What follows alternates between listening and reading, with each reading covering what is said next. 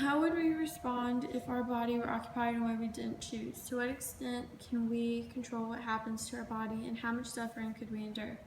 The thing is that we don't know how we would react, and that's why we should want an option. I've written multiple papers about euthanasia and physician-assisted suicide, and that's required a lot of research and reading multiple medical journals and stories of people who have gone through the procedure. Before we move on, this cartoon just explains kind of what we're going to talk about today, so why people support the right to die, and if you don't support it, you're kind of saying that you support the right to needlessly suffer, which is kind of what happens if you are against physician-assisted suicide. So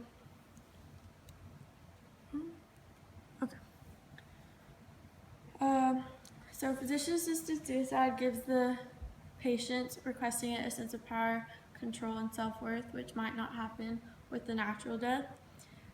Physician-assisted suicide has always been controversial because people don't know if it's too unethical and they don't know how to approach it, and other people they think it should be an option, but they don't know how to make it legal. The argument against physician-assisted suicide is that we as a society have a responsibility to protect and to preserve life, which is violated by physician-assisted suicide. The fear that society has is that if physician-assisted suicide were to become legal, it will not have any limits, and it will people will pressure their family and the people that are sick to want physician-assisted suicide, and they'll try to get those that feel like that are a burden to them, or just they don't deem worthy to live. They'll try to get them to go through with physician-assisted suicide. So what the fear is that physician-assisted suicide will be abused. And here are some statistics.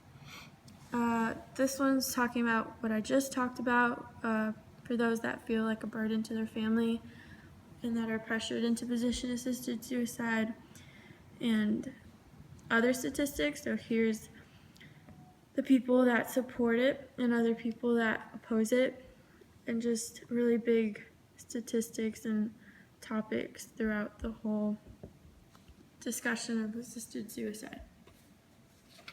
Okay. In places where physician-assisted suicide is legal, there are a lot of requirements that have to be met. For the patient, they have to be terminally ill, which means that you have to have a prognosis of death within less than 6 months, and you have to be competent and able to make your own medical decisions. And then you have to make 3 requests within a period of 15 days, and 2 of them must be verbal and 1 of them must be written, and it's just saying that you still want to continue with physician-assisted suicide. For the physicians in this procedure, there are 2 physicians that are required. One will write the prescription, and both of them will confirm the terminal illness, the competency of the patient, and if it's voluntary or not. Along with that, they have to inform the patient of hospice care and comfort care so that they know that there are other options besides physician-assisted suicide. If the physicians assume or if they suspect that there's depression or mental illness, they will refer that patient to a psychiatrist or psychologist. And the drugs in the procedure are regulated under the Controlled Substances Act. Physician-assisted suicide is very regulated but not legal. Therefore, some people will take matters into their own hands. Since it's not legal, it is a problem because of possible consequences with the Hippocratic Oath and just the effect that physicians think it'll have on them if they go through with the procedure. Physician-assisted suicide breaches the Hippocratic Oath to do no harm, or in some cases, some people consider it to breach the Hippocratic Oath. And it also has been shown that there are negative effects on the physician through studies in the Issues Law Medical Journal. They showed that the percentage of doctors expressing discomfort were 75% following euthanasia, 58% following assisted suicide, 34% following life ending without an explicit request, and 18% for alleviation of pain with high doses of opioids. So here we have why people are against it. So it kind of talks about, like I said, some people are just totally against not even considering physician-assisted suicide as an option just because it's kind of unethical. I briefly mentioned it just now that it breaches the Hippocratic Oath, so the values of medicine, and kind of goes back to the first bullet. It is unethical, and some people consider it just like if you are considering suicide, you might need like psychological care, and death is never an option. Those three are kind of all like together. And then the last one, we talked about how some people might feel a burden to their family and they feel pressured into physician-assisted suicide. Okay. It's important to know why people want physician-assisted suicide as an option. So it is wanted to end never-ending pain for those that are terminally ill and competent and able to make those decisions.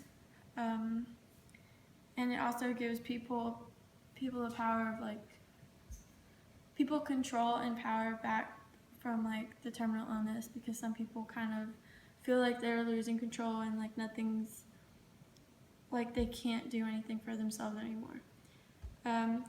One case was Matthew Donnelly. He had skin cancer and he ended up losing his nose, his left hand, 2 fingers on his right hand, and part of his jaw.